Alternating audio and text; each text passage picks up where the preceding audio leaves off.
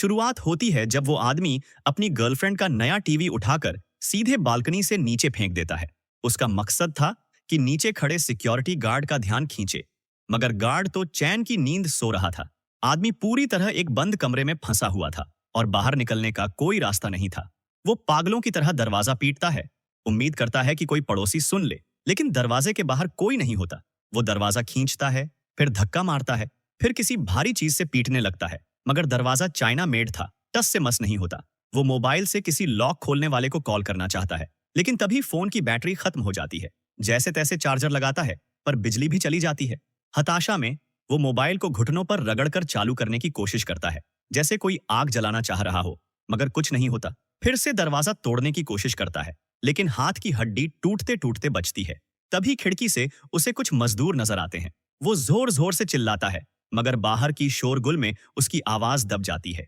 रात तक वो हार नहीं मानता। टॉर्च जलाकर इशारे करता है, लेकिन शहर की चमचमाती रोशनी में उसकी टॉर्च की रोशनी गायब सी लगती है। अगली सुबह भूख लगती है, कुछ खाने को खोजता है और पुरानी पैकिंग के डिब्बे मिलते हैं। वो उन्हें फेंक कर मदद मांगने की कोशिश करता है, उन पर टूथपेस्ट से हेल्प लिखकर नीचे फेंकता है, लेकिन डिब्बा गिरता है एक सुनसान सी छत पर, जहां कोई नहीं होता। एक और बार कोशिश करता है, इस बार डिब्बा फिर से किसी सुनसान छत पर जाकर गिरता है। अब उसके पास टूथपेस्ट भी खत्म हो चुका होता है। आखिरी उम्मीद के तौर पर वो अपने पुराने जख्म को फिर से फाड़ता है और खून से हेल्प लिखता है, पर वो डिब्बा भी किसी ने नहीं देखा। अचानक उसकी नजर बालकनी में सूखे हुए कपड़ों पर जाती है। उसे उम्मीद बंधती है कि कोई इन्हें लेने आएगा। घंटों बाद एक औरत आती है। वो पागलों की तरह चिल्लाता है, लेकिन उसकी आवाज अब थक चुकी होती है। औरत नहीं सुन पाती। जैसे ही औरत कपड़े समेटने लगती है, वो अपनी शर्ट उतारकर जोर जोर से हिलाने लगता है, लेकिन अब अंधेरा हो चुका होता है और वो देख नहीं पाती। वो एक बर्तन से खिड़की पर पीटता है, लेकिन आवाज बहुत धीमी होती है। औरत नीचे चली जाती है। वो हताश होकर कोने में बैठ जाता है, जैसे किसी गुब्बारे की सारी हवा निकल गई हो। तीसरे दिन पानी और खाना खत्म हो चुका होता है। वो बाथरूम में जाता है, वहां भी पानी नहीं आता। वो फिर से एक डिब्बा नीचे फेंकता है और इस बार किस्मत साथ देती है। डिब्बा सही जगह गिरता है और सिक्योरिटी गार्ड उसे देख लेता है। अब लगने लगता है कि बस अब सब ठीक हो जाएगा, लेकिन ट्विस्ट यही है, सिक्योरिटी गार्ड कभी स्कूल नहीं गया होता। वो हेल्प शब्द को पढ़ ही नहीं पाता और उसे कचरा समझकर फेंक देता है। वो आदमी फिर से इंतजार करता है और औरत दोबारा कपड़े लेने छत पर आती है। इस बार वो अपनी शर्ट को फाड़कर खिड़की पर एसओएस सिग्नल जैसा बांध देता है। फिर वो भूखा प्यासा किचन में खाने की तलाश करता है, मगर वहां उसे एक चूहा मिल जाता है। चौथे दिन सुबह तेज पानी की आवाज उसे जगाती है। देखता है कि किचन के नल से पानी तेजी से बह रहा है, लेकिन डर के मारे पास नहीं जाता, क्योंकि वही चूहा अभी भी वहीं है। वो बाथरूम भागता है, वहां अब भी पानी नहीं है। अब उसे समझ आता है कि वही किचन का नल उसकी आखिरी उम्मीद है। वो हिम्मत जुटाने की कोशिश करता है, लेकिन डर के मारे रुक जाता है और देखते ही देखते पानी बहना बंद हो जाता है। वो चुपचाप खड़ा देखता रह जाता है। इसी बीच वो औरत उस एसओएस डिब्बे को देख लेती है, जिसमें खून से मदद मांगी गई होती है। वो समझ जाती है कि मामला गंभीर है और बिना देरी किए नीचे भागती है। आदमी दरवाजे पर खड़ा हो जाता है। उसे लगता है अब बचाव होगा, लेकिन फिर से एक झटका लगता है। नीचे पहुंचते ही औरत को गार्ड रोक लेता है।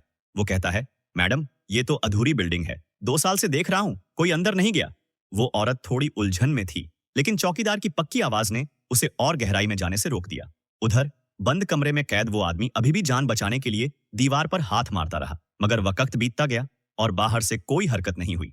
तभी उसे पहली बार एहसास हुआ, कुछ तो गड़बड़ है। वो भागते हुए खिड़की तक गया और देखा कि वही औरत वापस मुड़कर जा रही है। ये मंजर देखकर उसका दिल टूट गया। 4 दिन की थकान, भूख और प्यास अब गुस्से में बदल चुकी थी। बार बार की नाकामी ने उसके अंदर एक सन की फैसला पैदा कर दिया। उसने खिड़की पर टंगे कपड़ों में आग लगा दी। फिर वो रुक नहीं पाया। बिस्तर, सोफा, हर चीज को जला डाला। उसकी उम्मीद थी कि धुआं देखकर कोई तो उसे देखेगा, मगर खुशी ज्यादा देर नहीं टिकी। आग ने दीवार पकड़ ली थी और अब सीधा कमरे की तरफ बढ़ रही थी।